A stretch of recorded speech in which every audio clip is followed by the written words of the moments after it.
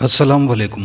Subscribe कीजिए और bell icon press कर दीजिए ताकि नेक्स्ट वीडियो का नोटिफिकेशन आपको बआसानी मिलता रहे। फैसल ने धड़कते दिल के साथ अपने कदम कब्रिस्तान की तरफ बढ़ाए। वो दिल ही दिल में डर रहा था कि खामखा यहाँ आकर मुसीबत सर मोल ली। वो दिन में भी यहाँ आने से कतराता था और अब तो काफ़ी रात हो चुकी थी। क्या हुआ, आहिस्ता क्यों चल रहे हो? वसीम ने उससे पूछा। आहिस्ता तो नहीं चल रहा, उसने खुद पर काबू पाते हुए कहा। खौफ के मारे उसकी आवाज़ नहीं निकल रही थी। वसीम ने उसका हाथ पकड़ लिया। वसीम का रंग गहरा सांवला था और उस पर उसका चेहरा भी जल गया था। चेहरे पर जलने के निशानात जा बजा थे। ऐसा लगता था कि खून रिसकर ज़मीन पर गिरने लगेगा। सही तरीके से इलाज ना होने की वजह से यह हिसाब काफ़ी बदनुमा लग रहा था। जलने की वजह से उसकी एक आंख भी ज़ाया हो चुकी थी, जिसने उसकी शक्ल को मज़ीद भयानक करने में अहम किरदार अदा किया था। उसका सर भी एक तरफ से उभरा हुआ था। फैसल, खुद पर काबू रखो। वसीम की सर्द आवाज़ ने माहौल का सकूत तोड़ा। फैसल की नज़र जैसे ही उसके चेहरे पर पड़ी वो कांप कर रह गया। रात की सियाही में वो खासा डरावना लग रहा था। अगर वो उसे पहले ना देख चुका होता तो कब का भाग चुका होता। खौफ से उसका दम ही निकल जाता। एक इत्तिफाक ने उसे वसीम का दोस्त बना दिया था।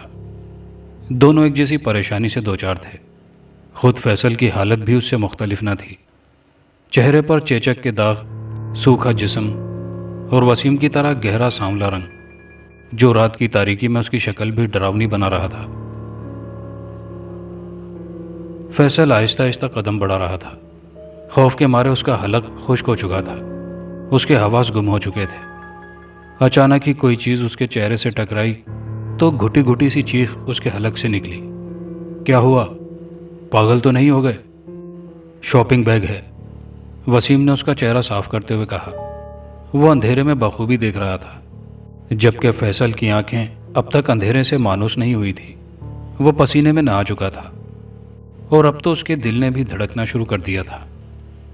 अगर तुम्हारी यही हालत रही तो हम कुछ भी नहीं कर सकेंगे, वसीम की आवाज़ ने उसे चौंका दिया।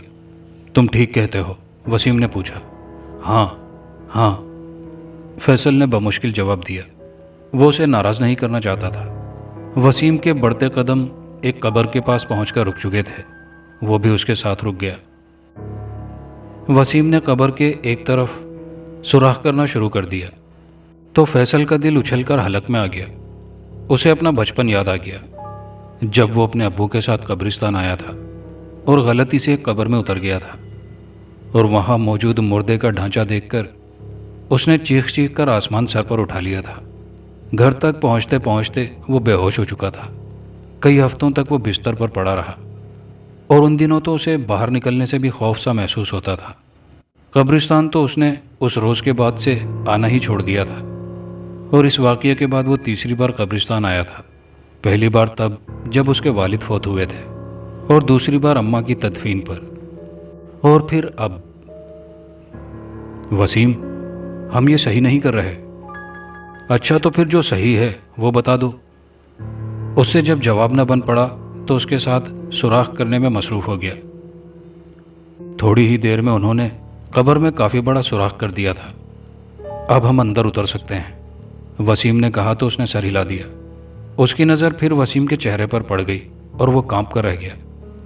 तुम अंदर उतरो, वसीम ने कहा तो फैसल घबरा उठा। मैं? उसके मुंह से आवाज़ नहीं निकल रही थी। हाँ तुम। मुझे डर लग रहा है, मैं अंदर नहीं उतर सकता, फैसल ने जवाब दिया। आज उसने पहली बार वसीम के सामने ज़बान खोली थी, वरना तो उसकी शक्ल देखकर ही उसकी रूह फना हो जाती थी। ताहम अब उसने फैसला कर लिया था कि चाहे वसीम नाराज़ हो जाए मगर वो कब्र के अंदर हरगिज़ नहीं उतरेगा। अच्छा, तो फिर मैं ही उतर जाता हूँ। वसीम अंदर उतर और बाहर फैसल अकेला रह गया। उसे डर और भी शिद्दत से लगने लगा था।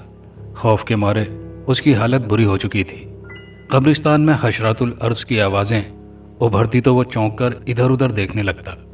उसे लग रहा था कि कोई भूत उसे देख रहा है और किसी ही लम्हे वो उसका शिकार हो जाएगा। वो सोच रहा था कि आज की रात उसकी ज़िंदगी की आखिरी रात है। अब वो खुद को कोस रहा था कि उसने यहाँ आने की हामी ही क्यों भरी। उसने सामने देखा वहाँ एक दरख्त मौजूद था। उस पर कोई चीज़ लटक रही थी। वो समझ गया कि यही वो भूत या आसेब है जो काफ़ी देर से मुसलसल उसे घूर रहा है। उसके खौफ में मज़ीद इजाफा हो गया। अचानक ही कोई चीज़ उसके पास से गुजरी तो वो कांप कर रह गया, मगर फौरन ही मियाऊं की आवाज़ ने उसे संभाला दिया। उसकी नज़रें काली बिल्ली पर पड़ी। रात की तारीकी में उसकी आंखें चमक रही थी। बिल्ली उसे घूर रही थी। जैसे ही दोनों की नज़रें चार हुईं, खौफ के मारे फैसल की गिग्गी बंद गई। उसने काली बिल्लियों के कई किस्से पढ़ रखे थे और अब ये किस्से एक एक करके उसके जहन में आ रहे थे। बिल्ली के मुंह से आवाज़ निकली तो वो कांप कर रह गया। उसने बिल्ली को बदरू के ख़ानदान का हिस्सा समझना शुरू कर दिया था। बिल्ली उसे नज़रअंदाज करके आगे चल दी तो उसकी जान में जान आई। वसीम, और कितनी देर है? फैसल को अब खासा डर लगने लगा था। हाँ मियाँ नवाबजादे, यहाँ तो जैसे मैं आराम कर रहा हूँ, कुछ नज़र ही नहीं आ रहा।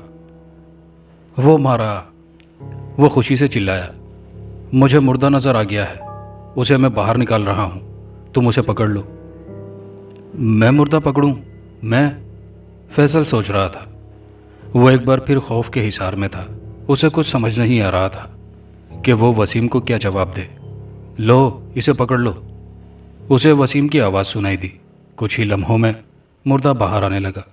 सफ़ेद कफन देखकर फैसल पर घबराहट तारी हो गई। बड़ी मुश्किल से उसने खुद पर काबू पाते हुए मुर्दे को संभाल लिया और उसे बाहर निकाल लिया। वसीम भी साथ ही बाहर निकल आया तो उसने इत्मीनान का सांस लिया। वो चलने लगा तो वसीम की आवाज़ ने उसे चौंका दिया। कब्र तो बंद कर दो, क्यों मरवाने पर तुले हुए हो? फैसल उस वक्त तो खुद को काफ़ी बेबस महसूस कर रहा था। सुराख बंद करके वसीम ने मुर्दे को उठा लिया तो फैसल ने भी उसका साथ दिया। मुर्दे को उठाए। फैसल पर अजीब घबराहट तारी हो चुकी थी।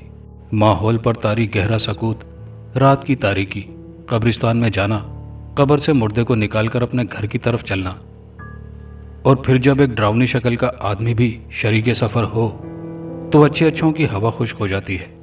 मगर फैसल ये हिम्मत कर चुका था। गो के उससे ठीक तरह से चला भी नहीं जा रहा था। वो बार बार कब्रों से टकरा रहा था, मगर फिर भी वो वसीम का साथ दे रहा था। जैसे ही वो कब्रिस्तान से निकले तो उसकी जान में जान आई। एक भयानक सफ़र ख़त्म हो चुका था। अब जल्दी चलो, किसी ने देख लिया तो मुसीबत आ जाएगी। घर तक पहुंचने के लिए उन्होंने रास्ते का इंतखाब किया था जिसके मुतालिक मशहूर था कि वहाँ बदरूहें भटकती हैं। इस वजह से वहाँ दिन में भी कोई नहीं भटकता था। अब तो काफ़ी रात हो चुकी थी। थोड़ी देर में वो अपने घर के करीब पहुंच चुके थे। घर में दाखिल होते ही फैसल की जान में जान आई। तुम परेशान क्यों हो जाते हो? वसीम ने सर्द नज़रों से फैसल का जायज़ा लिया। फैसल ने उसकी तरफ नज़रें दौड़ाईं तो उसे अपने रोंगटे खड़े होते महसूस हुए। नहीं, बस पहली बार ये काम किया था तो डर तो लगना था, उसने खुद पर काबू पाते हुए कहा। गोया मैं तो ये काम बरसों से कर रहा हूँ, वसीम ने कहा। फैसल ने जवाब देना मुनासिब न समझा। आओ अब मुर्दे का गोश्त काटते हैं, फिर हम सीख कबाब बनाकर खाएंगे, वसीम ने कहा तो वो चौंक उठा। क्या? मुर्दे के सीख कबाब? अगर मुर्दा उठ बैठा तो? उसने सोचा। जब से मुर्दा उनके साथ था उसके डर में कुछ ज़्यादा ही इजाफा हो चुका था। वसीम उसे सारा मंसूबा पहले ही समझा चुका था, मगर जैसे वो अब तक सारे मंसूबे को दिल से तस्लीम नहीं कर पाया था। हाँ हाँ, मुर्दे के सीख कबाब, वसीम हंसा। उसकी हंसी उसे उस वक्त जहर लगी। वसीम छुरी ले आया। आओ मिलकर काटते हैं। वसीम उसके पास आया। मुर्दे को काटूं? ये सोचकर फैसल को झुरझुरी आ गई। वसीम, मुझसे ये नहीं हो सकेगा, मैं सो रहा हूँ, तुम खुद ही खा लेना ये मुर्दे के सीख कबाब। यह कहकर फैसल वहाँ से उठ गया। भूख तो उसे भी ज़ोरों की लग रही थी, मगर मुर्दे का गोश्त खाने का सोचकर ही उसे उबकाइयाँ आने लगी थी। डरपोक कहीं के, उसने जाते जाते वसीम की आवाज़ सुनी थी। उसकी आंख उस वक्त खुली जब वसीम उसे बुरी तरह झंझोड़ रहा था। मैंने सीख कबाब बना लिए हैं, आओ मिलकर खाते हैं। फैसल ने आंखें खोली। कमरे में अजीब सी बू फैली हुई थी। रात की तारीकी ने वसीम का चेहरा मज़ीद खौफनाक बना दिया था। फैसल की नज़रें उसकी आंखों से टकराई। खौफ की एक लहर उसके जिस्म में दौड़ गई। उसकी आंखों में एक अजीब सी चमक थी, उससे इनकार ना हो सका। اور وہ بھی اس کے ساتھ بیٹھ گیا۔ اس کا کھانے کو جی نہیں چاہ رہا تھا، مگر وسیم جس رغبت سے کھا رہا تھا اس سے لگ رہا تھا کہ کباب اس نے بہت مزے کے بنائے ہیں۔ فیصل خود بھی بہت بھوکا تھا، وہ بھی کھانے پر ٹوٹ پڑا۔ اگلی رات وہ پھر قبرستان میں تھے۔ فیصل کا خوف اب قدرے کم ہو چکا تھا۔ آج شابو دادا کو شکار کرنا ہے، وسیم نے اس کے کندھے پر ہاتھ مارتے ہوئے کہا۔ انہیں تو کچھ ہی دیر ہوئی ہے، ہم نے اور لوگوں کے ساتھ مل کر دفن کیا ہے۔ یار وسیم، سوچ لو، کہیں ہم پھنس نہ جائیں، کیونکہ ان کے عزیز بھی تو روز فاتحہ پڑھنے آئیں گے۔ اگر انہیں مردے کی گمشدگی کا پتہ چل گیا تو ہم مشکل میں پڑ جائیں گے۔ فیصل آنے والے حالات کا سوچ کر پریشان تھا۔ کچھ نہیں ہوتا، پرانے مردوں میں تو سوائے ڈھانچوں کے کچھ نہیں ملے گا، اور تم شابو دادا کے اتنے ہمدرد کیوں بن رہے ہو؟ انہوں نے کئی بے گناہوں کے خون سے اپنے ہاتھ رنگے ہیں، انہیں تو اپنی قبر میں سکھ نہیں ملنا چاہیے۔ وسیم نے نفرت سے ہونٹ سکیڑے۔ آج اس کے پاس ایک چھوٹی سی لائٹ بھی تھی جو کسی نے خراب سمجھ کر پھینک دی تھی۔ وسیم نے اسے اٹھا لیا، چیک کیا تو وہ جل رہی تھی، اور اب وہ ان کے کام آ رہی تھی۔ شابو دادا کی قبر پر وہ رک گئے۔ وسیم سوراخ کرنے لگا، فیصل بھی اس کے ساتھ سوراخ کرنے میں مصروف ہو گیا تھا۔ ذرا سی دیر میں انہوں نے کافی بڑا سوراخ کر لیا تھا۔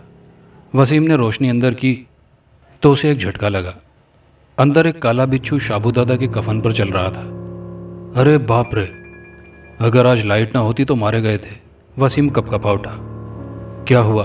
فیصل نے پوچھا۔ اندر ایک کالا بچھو ہے۔ تو کیا ہوا؟ تم خود کیا کسی بچھو سے کم ہو؟ فیصل نے طنزیہ کہا۔ وسیم نے اسے گھورا تو وہ سہم کر بیٹھ گیا۔ اندر اتر جاؤ، بچھو سے بچ کر رہنا، فیصل نے کہا۔ ہاں میں اترتا ہوں۔ وسیم قبر کے اندر اتر گیا۔ اسے پہلی بار شدید خوف محسوس ہو رہا تھا۔ اسے شابو دادا سے تو ڈر نہیں لگ رہا تھا، مگر اس بچھو سے ضرور خوف محسوس ہو رہا تھا جسے اس نے پہلی بار دیکھا تھا۔ بچھو اچانک ہی اس کی آنکھوں سے غائب ہو گیا۔ اس نے سکھ کا سانس لیا اور مردے کو اوپر سرکانا شروع کر دیا۔ تھوڑی دیر بعد وہ اپنے گھر کی طرف جا رہے تھے۔ فیصل، تم نے دیکھا؟ وہی شابو دادا جس سے دنیا خوف زدہ تھی، جس نے سینکڑوں بے گناہ انسانوں کا خون بہایا تھا۔ اپنی قبر میں وہ کتنا بے بس تھا کہ اپنے اوپر سے ایک بچھو تک نہ ہٹا سکا۔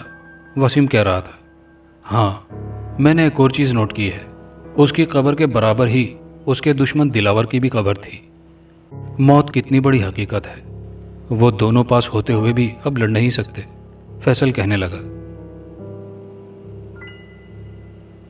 وہ دونوں اپنے ابو کی قبر کے پاس پہنچے تو ٹھٹک کر رہ گئے۔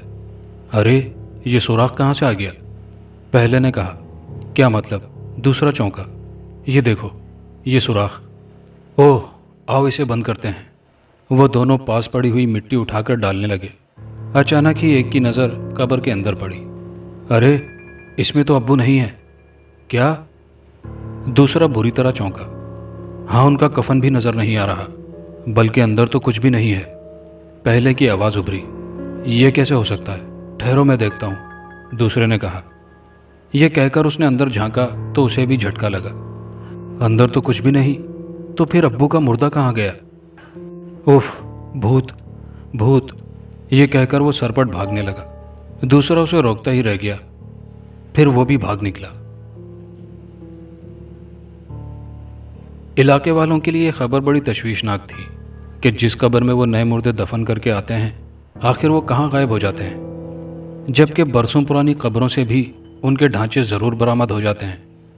فوراً ہی ایک کمیٹی بنائی گئی جس کے ذمہ یہ کام لگایا گیا کہ وہ اس بات کا پتہ چلائیں کہ مردے آخر کہاں غائب ہو جاتے ہیں۔ فیصلہ ہوا کہ ہر روز 3 افراد قبرستان کی نگرانی کریں گے، اور پہلے دن ان تینوں کی باری تھی۔ وہ قبرستان میں ایک طرف بیٹھے خوش گپیوں میں مصروف تھے۔ وقت آہستہ آہستہ گزر رہا تھا۔ جب رات کا 1 بجنے لگا تو انہیں نیند ستانے لگی۔ مجھے تو نیند آ رہی ہے۔ تمہیں یہاں بھی نیند آ رہی ہے؟ دوسرا بولا۔ ہاں، مجھے بھی اب نیند آ رہی ہے۔ تیسرا بولا۔ وہ رہا مزار، ہم وہاں چل کر سوتے ہیں، اگر وہ مردے چورا نکلے تو انہیں بھی پکڑ لیں گے۔ ایک نے کہا۔ شاید اسے بہت زور کی نیند آ رہی تھی۔ وہ تینوں سونے چل دیے۔ وہ دونوں قبرستان پہنچے تو کھانسی کی آواز سن کر چونک اٹھے۔ یہ قبرستان میں کون کھانس رہا ہے؟ وسیم چونکا۔ ذرا سنبھل کر۔ وہ خاموشی سے چلتے ہوئے اپنے ہدف تک پہنچے اور تھوڑی دیر میں مردہ ان کے ہاتھوں میں تھا۔ اس کا کفن تو خون آلود ہے، یہ کیسے ممکن ہے؟ فیصل کانپ اٹھا۔ ہاں، یہ مردہ لہو لہان ہے، بیچارہ کسی حادثے میں مارا گیا ہوگا اور اب یہ دوسرے حادثے کا شکار ہو گیا۔ وسیم مکروہ ہنسی ہنسا۔ وہ باہر نکلے تو ٹھٹک کر رہ گئے۔ وہاں 3 آدمی کھڑے انہیں دیکھ رہے تھے۔ تینوں کو ان دونوں کا صرف سایہ نظر آ رہا تھا۔ وسیم نے انہیں گہری نظروں سے گھورا۔ رات کی تاریکی کا اس نے فائدہ اٹھایا تھا۔ انہیں صرف یہ نظر آیا کہ کوئی کالا بھوت انہیں دیکھ رہا ہے۔ وہ اس کی نظروں کی تاب نہ لا سکے۔ بھوت بھوت کہہ کر تینوں بھاگ اٹھے۔ جلدی چلو، کہیں اور مصیبت گلے نہ پڑ جائے۔ دونوں تیز تیز قدم اٹھاتے ہوئے اپنے گھر کی طرف روانہ ہو گئے۔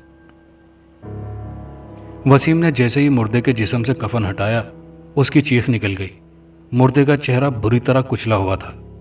لگتا تھا کسی نے اسے بے پناہ تشدد کے بعد قتل کیا تھا۔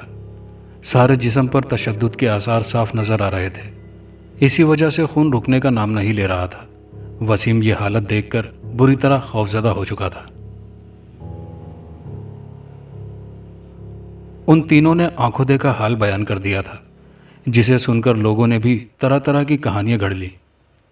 یہ ضرور بھوتوں اور چڑیلوں کی کارروائی ہے۔ بھوت ہی ہمارے مردے لے جاتے ہیں۔ ہم نے خود بھوتوں کو چلتے ہوئے دیکھا تھا۔ علاقے والے یہ سن کر سخت خوفزدہ ہو چکے تھے اور اب ان میں اتنی ہمت نہ تھی کہ وہ بھوتوں پر ہاتھ ڈالنے کا سوچ بھی سکتے۔ نیا شکار اب دونوں کے ہاتھ میں تھا۔ اس روز کے بعد سے اب وہ اچھے خاصے محتاط ہو چکے تھے۔ انہیں معلوم ہو چکا تھا کہ علاقے والوں کو مردے چوری ہونے کی اطلاع مل چکی ہے اور وہ کسی بھی وقت پکڑے جا سکتے تھے۔ دونوں نے جیسے ہی قبرستان کی حدود پار کی اور سنسان گلی میں داخل ہوئے تو ٹھٹک کر رہ گئے۔ دھندلی روشنی میں ایک آدمی کا سایہ انہیں واضح نظر آ رہا تھا۔ وہ دونوں وہیں ٹھہر گئے۔ جب وہ قریب آیا تو وسیم نے اپنے چہرے کو مزید خوفناک بنا لیا اور ایک ڈراؤنی آواز نکالی۔ اس نے جیسے ہی وسیم کے چہرے کی طرف دیکھا تو اس کی گھگی بند گئی۔ وسیم کا ہیبت ناک چہرہ، بھوتوں کا سا لہجہ اور سنسان رات، اس آدمی پر ایسا خوف طاری ہوا کہ کئی لمحے تک تو وہ چیخنے کی بے سود کوشش کرتا رہا اور پھر بے ہوش ہو کر وہیں گر پڑا۔ وہ خود بھی گھبرا چکے تھے، تاہم بلا ٹلنے پر اطمینان کا سانس لیا۔ اس آدمی نے اپنے اوپر بیتا جانے والا واقعہ نمک مرچ لگا کر بیان کیا تھا، جسے سن کر علاقے بھر میں سنسنی پھیل گئی تھی۔ اب تو کوئی اس سنسان گلی کا رخ بھی نہیں کرتا تھا۔ لوگوں میں مشہور ہو گیا تھا کہ قبرستان کے مردے بھوت لے جاتے ہیں، جو رات کے وقت ہی آتے ہیں۔ علاقے والے اپنا سارا کام شام سے پہلے ہی کر لیا کرتے تھے تاکہ انہیں رات میں نکلنا نہ پڑ جائے اور ان کا سامنا بھوتوں سے نہ ہو جائے۔ سر شام ہی ہر طرف ہو کا عالم طاری ہو جاتا۔ ان دونوں نے لوگوں پر طاری دہشت کا خوب فائدہ اٹھایا تھا۔ دن بھر کے واقعات کی انہیں سنگن مل ہی جایا کرتی تھی۔ ساتھ ہی ان دونوں نے بھی بھوتوں کے واقعات پھیلانے میں اہم کردار ادا کیا تھا۔ لوگوں میں ڈر اور خوف ان کے حق میں بہتر تھا۔ دونوں ہولناک سناٹے میں جب رات کو نکلتے تو ان کا کام آسان ہو جاتا۔ ان دونوں کی شکلیں اب اور بھی خوفناک ہو گئی تھیں، آنکھوں کی وحشت بھی بڑھ چکی تھی۔ وسیم اور فیصل اب دیدہ دلیری سے مردوں کا شکار کرنے لگے تھے۔ اب تو وہ قبر کا سراغ بھی بند نہ کرتے اور اسے یوں ہی اٹھا کر چل دیتے۔ ایک روز وہ اسی طرح مردے کو اٹھائے جا رہے تھے کہ اچانک سامنے سے ایک آدمی آ گیا۔ کون ہو تم اور کیا لے جا رہے ہو؟ وہ آدمی انہیں سفید لباس میں کوئی چیز پکڑے دیکھ کر رک گیا تھا۔ بھوت، ہم بھوت ہیں، وسیم ڈراؤنی آواز بنا کر بولا۔ غصے نے اس کی شکل مزید بگاڑ دی تھی۔ بھوت ایسے تو نہیں ہوتے۔ وہ آدمی کمال ہمت سے وہیں کھڑا رہا۔ دراصل وہ ایک فوجی تھا۔ اس نے بھی علاقے والوں کی زبانی یہ کہانی سن رکھی تھی اور اب وہ اس کہانی کا انجام دیکھنا چاہتا تھا۔ وسیم وہیں رک گیا۔ اسے اندازہ نہیں تھا کہ وہ شخص ہمت کر کے اس کے سامنے کھڑا ہو جائے گا۔ یہ دیکھو مردہ۔ وسیم نے مردہ وہیں لٹا دیا۔ اس نے جیسے ہی مردے کو دیکھا اور پھر وسیم کے چہرے پر نگاہ گئی تو خوف کی ایک لہر اس میں سرایت کر گئی۔ بھوت بھوت کہہ کر وہ بھاگ اٹھا۔ وسیم نے فوراً مردہ اٹھا لیا۔ دونوں تیز تیز قدم چلتے ہوئے گھر پہنچے۔ آج تو مروا ہی دیا تھا اس آدمی نے۔ وسیم اب تک گھبرا رہا تھا۔ وہ مردے کو ایک طرف رکھ کر لکڑیاں لینے چلا گیا۔ واپس پلٹا تو ٹھٹک کر رہ گیا۔ مردے کے پاس وہی کالا بچھو تھا جو شابو دادا کی قبر میں اس کی آنکھوں کے سامنے سے غائب ہو گیا تھا۔ اس نے گھبرا کر اسے دیکھا، خوف کے مارے اس کی آنکھیں پھیل چکی تھیں۔ یہ بچھو کہاں سے آ گیا؟ اس نے سوچا۔ بچھو کو مارنے کے لیے جیسے ہی وہ آگے بڑھا، بچھو اس کی آنکھوں کے سامنے سے غائب ہو گیا۔ اس کی آنکھوں میں خوف اتر آیا۔ جیسے تیسے اس نے کھانا بنا ہی لیا، مگر اس کا جی کھانے کو نہیں جا رہا تھا۔ اگلے روز پھر وہ اپنے ہدف پر تھے۔ جیسے ہی وسیم قبر میں سوراخ کر کے اندر جانے لگا، ایک بچھو فوراً ہی باہر نکلا۔ اس کی آنکھوں میں خوف اتر آیا۔ اسے اب بچھوؤں سے خوف لگنے لگا تھا۔ فیصل، آج تم اترو، اس نے حکم صادر کیا۔ میں؟ فیصل کی گھگی بند گئی۔ ہاں تم، روز مردے کو میں نکالتا ہوں، آج تم اسے نکالو۔ وہ سرد نظروں سے فیصل کو دیکھ رہا تھا۔ اس کی آنکھیں بھی عجیب طرح کی ہو گئی تھی۔ فیصل نے اسے دیکھا تو خوف کی ایک لہر اس کے جسم میں دوڑ گئی۔ اتنا ڈر تو اسے پہلے کبھی نہیں لگا تھا۔ وہ شدید گھبراہٹ محسوس کر رہا تھا۔ وہ چوں چراں کیے بغیر قبر میں اتر گیا۔ جیسے ہی اس نے اندر دیکھا، فوراً ہی چلا اٹھا۔ قبر میں کئی بچھو تھے جو مردے سے چپکے ہوئے تھے۔ یہاں تو بچھو ہیں، مجھے ڈر لگ رہا ہے، تم بھی نیچے آ جاؤ۔ خوف کے مارے فیصل کی بری حالت تھی۔ مردے کو جلدی نکالو، باتیں مت بناؤ، ان بچھوؤں کی طرف نظر نہ کرو، وسیم چیخا۔ فیصل نے ہمت کر کے مردے کو اٹھا لیا اور اسے باہر سرکانا شروع کر دیا۔ وسیم نے اسے کھینچ لیا۔ فیصل باہر نکلا تو پسینہ پسینہ ہو رہا تھا۔ اس کے دل کی دھڑکن تیز ہو چکی تھی۔ جیسے تیسے وہ گھر پہنچے۔ گھر پہنچتے ہی فیصل سونے کی تیاری کرنے لگا۔ وسیم نے کھانے کی تیاریاں شروع کر دی۔ وہ لکڑیاں لے کر آیا تو ٹھٹک کر رہ گیا۔ جو منظر اس نے دیکھا تھا وہ اس کے ہوش اڑا دینے کے لیے کافی تھا۔ سینکڑوں بچھو مردے کے ارد گرد چل رہے تھے۔ انہوں نے اس مردے کو چھپا دیا تھا اور اب صرف بچھو ہی نظر آ رہے تھے۔ وسیم نے ایک زوردار چیخ ماری۔ چیخ سن کر فیصل فوراً ہی اٹھ بیٹھا۔ کیا ہوا؟ وہ وسیم کے پاس آیا جو خوف کے مارے ایک طرف دیکھ رہا تھا۔ ایک دم اس کی نظریں مردے کی طرف اٹھی تو وہ بھی گھبرا کر رہ گیا۔ کمرے میں اب ہر طرف بچھو ہی بچھو تھے۔ کئی بچھو ان دونوں کی طرف بڑھے۔ انہوں نے بھاگنے کی کوشش کی مگر ان کے قدم تو جیسے سن ہو چکے تھے۔ خوف کے مارے ان کی چیخیں نکل گئی۔ اتنے میں دروازے بجنے کی آواز سنائی دی، مگر دونوں بچھوؤں کو دیکھنے میں اتنے مگن تھے کہ انہیں کسی بات کا ہوش ہی نہ تھا۔ شور کی آواز تیز ہوئی اور پھر گھر کا پرانا دروازہ ٹوٹ کر نیچے گر پڑا۔ یہ دونوں ہی قبروں سے مردے نکالتے ہیں، انہوں نے اس فوجی کو دیکھا۔ اس کے ساتھ اور بھی لوگ تھے۔ جب انہوں نے ایک طرف رکھے ہوئے مردے کو دیکھا تو سارا معاملہ سمجھ گئے۔ اچھا، تو تم دونوں اپنے بھیانک چہروں کی آڑ میں یہ سب کچھ کر رہے ہو؟ انہیں دیکھ کر خاصے لوگ مشتعل ہو چکے تھے۔ انہوں نے اپنے ہاتھوں میں ڈنڈے بھی پکڑ رکھے تھے۔ ایک شخص نے آگے بڑھ کر ایک ڈنڈا وسیم کو رسید کیا۔ پھر تو جیسے دونوں پر ڈنڈوں کی بارش ہو گئی۔ لوگوں نے ان دونوں کا مار مار کر برکس نکال دیا تھا۔ وہ دونوں بے حال ہو چکے تھے۔ لوگ ان دونوں کو بری طرح مار رہے تھے۔ کسی نے پولیس کے آنے کی اطلاع دی۔ پولیس کے آتے ہی لوگوں کے ہاتھ رک گئے۔ پولیس نے شدید زخمی حالت میں دونوں کو اسپتال لے گئی۔ کچھ دن بعد ان کی حالت سنبھلی تو انہیں عدالت میں پیش کیا گیا۔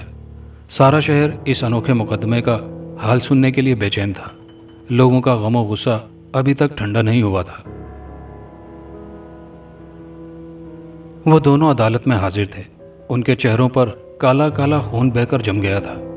اس خون نے ان کی شکلوں کو مزید خوفناک بنا دیا تھا۔ کمرہ عدالت کھچا کھچ بھرا ہوا تھا۔ ذرائع ابلاغ کے نمائندے بھی اس انوکھے مقدمے کی کارروائی رپورٹ کرنے کے لیے بے چین تھے۔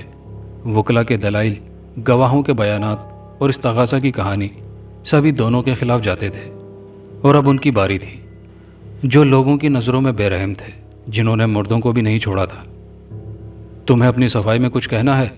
جج صاحب کی آواز ابھری۔ وسیم نے اس بات میں سر ہلا دیا۔ دو پولیس والے اسے گواہوں کے کٹہرے میں لے آئے۔ اس کی حالت اتنی خراب تھی کہ اس سے چلا بھی نہیں جا رہا تھا۔ جج صاحب، اس کی آواز گونجی، یقیناً آپ بھی ہمیں اس وقت سب لوگوں کی طرح ملامت کر رہے ہوں گے، مگر میری بھی ایک کہانی ہے۔ وہ رکا، ایک نظر بیٹھے لوگوں پر ڈالی جو اسے دیکھ رہے تھے۔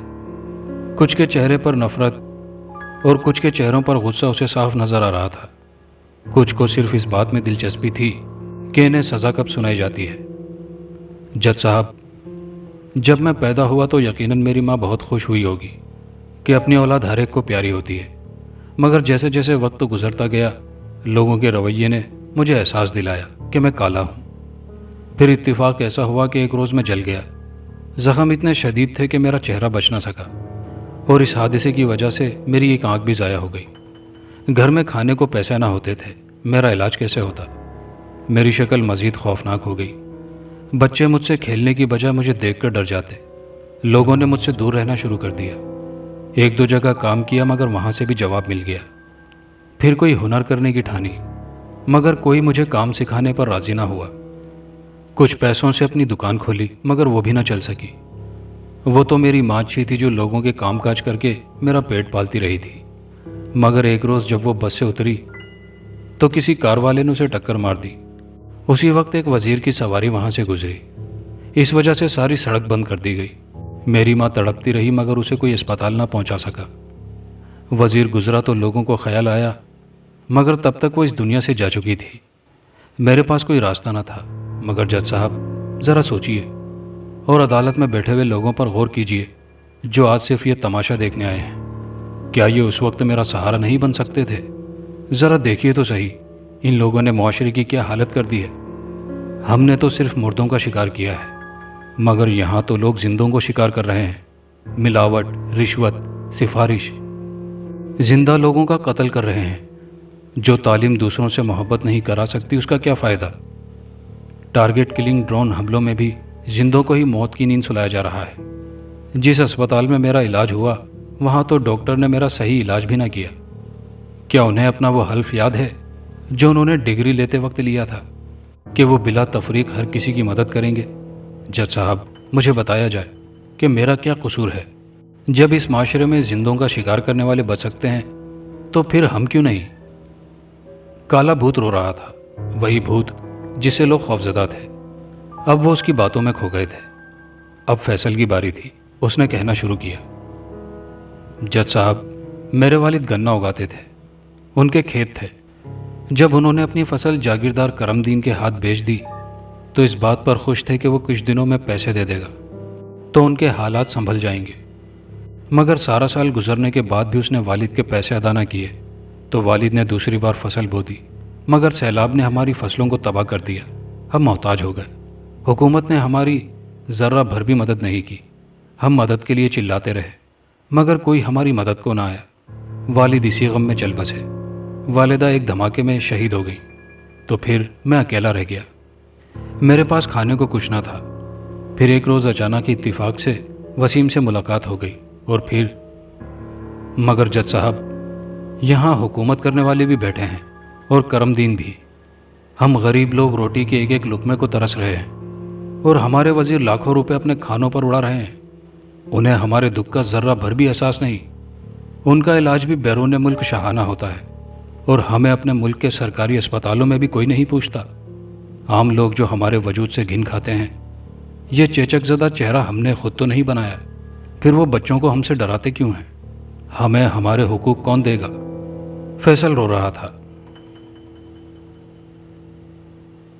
اور اب فیصلہ سنانے کی باری جج صاحب کی تھی، جو ان کے بیان سننے کے بعد سر پکڑے بیٹھا تھا۔ دونوں نے اپنے جرائم قبول کیے تھے، مگر ان کی باتیں سننے کے بعد جج کی نظروں میں صرف وہی مجرم نہیں تھے، سارا معاشرہ ہی مجرم تھا اور وہ انصاف کے مطابق فیصلہ کرنا چاہتا تھا۔ ساتھ ہی مجرمان اسے بے قصور بھی لگ رہے تھے۔ وہ سزا نہیں بلکہ اب ہمدردی اور ترس کے مستحق تھے۔ جج سوچ رہا تھا کہ جو لوگ اس کی نظروں میں قصوروار تھے، جنہوں نے ان کی بھیانک شکلوں کی وجہ سے ان سے کنارہ کشی اختیار کی تھی، انہیں اپنے گھروں میں ایسی تربیت ہی نہ ملی تھی کہ وہ کسی دوسرے انسان کا خیال رکھتے۔ جن لوگوں نے ان کے حقوق غصب کیے تھے، انہیں اپنے گھروں میں ایسی ہی تربیت ملی تھی کہ اب وہ معاشرے کا ناسور بن چکے تھے، اور یہ حالات کا ریلا بہا کر ان دونوں کو اس سطح پر لے آیا تھا جہاں وہ یہ گھناؤنا کام کرنے پر مجبور ہو گئے تھے۔ جج کو یاد آیا کہ حضرت عمر فاروق رضی اللہ تعالیٰ عنہ نے ایک مرتبہ یہ کہا تھا کہ دریائے نیل کے کنارے کتا بھی بھوک سے مر گیا تو عمر جواب دہ ہوگا رضی اللہ تعالیٰ عنہ۔ मगर एक मुस्लिम मुल्क में हुक्मरान अपनी आवाम को भूल चुके हैं। जज का इरादा बदल चुका था। अब वो सज़ा नहीं सुनाना चाहता था क्योंकि वो दोनों से बेकसूर लगते थे और सारे मुआशरे को वो सज़ा नहीं सुना सकता था। वो काफ़ी देर खामोश रहा, फिर बोला, हजरात, मैं ये मुकदमा दूसरे जज को मुंतकिल करता हूँ। इसका फ़ैसला वो सुनाएगा। मगर ये मुकदमा ज़िंदगी में एक तस्वीर है जिसे रंगारंग कहा जाता है। हमारी खुद गर्जियों ने माशरे को ऐसी भयानक गलती का एहसास दिला दिया है जिसने खुद गर्जी, नफ़रत और लड़ाई झगड़ों को हवा दी है। इसका बायस आपस का प्यार और मोहब्बत, अमन व आशती और सुकून सब कुछ छीन चुका है। दौलत की मोहब्बत ने हमारे अंदर का इंसान छीन लिया है। अब भी वक्त है कि हम लौट आएं। हम अपने नबी करीम सल्लल्लाहु अलैहि वसल्लम की हयात तैयबा पर चलने का अहद करें, वरना कोई और सानेहा भी रूनुमा हो सकता है। मैं यकीनन कानून के मुताबिक फ़ैसला दे सकता हूँ, मगर यह फ़ैसला सही इंसाफ पर मबनी ना होगा। इसलिए मैं अपने ओहदे से इस्तीफ़ा दे रहा हूँ और अपनी ज़िंदगी इन लोगों के लिए वक्फ़ करना चाहता हूँ जिन्हें मुआशरे ने धुतकार दिया है। मैं इन लोगों के लिए कुछ करना चाहता हूँ ताकि ये भी सर उठाकर जी सकें। हाँ, मैं इन लोगों के लिए कुछ करना चाहता हूँ। इतना कहकर जज साहब अपनी कुर्सी छोड़ चुके थे, क्योंकि इस मुआशरे में सभी मुर्दाखोर हैं जो जीते जागते इंसानों का गोश्त मुख्तलिफ अंदाज में खा रहे हैं। कहानी अच्छी लगी हो तो वीडियो को लाइक शेयर ज़रूर कीजिएगा। कमेंट बॉक्स में अपनी राय का इजहार कीजिएगा और चैनल पर नए आने वाले दोस्तों से गुजारिश है कि चैनल को लाजमी सब्सक्राइब कर लीजिए। शुक्रिया।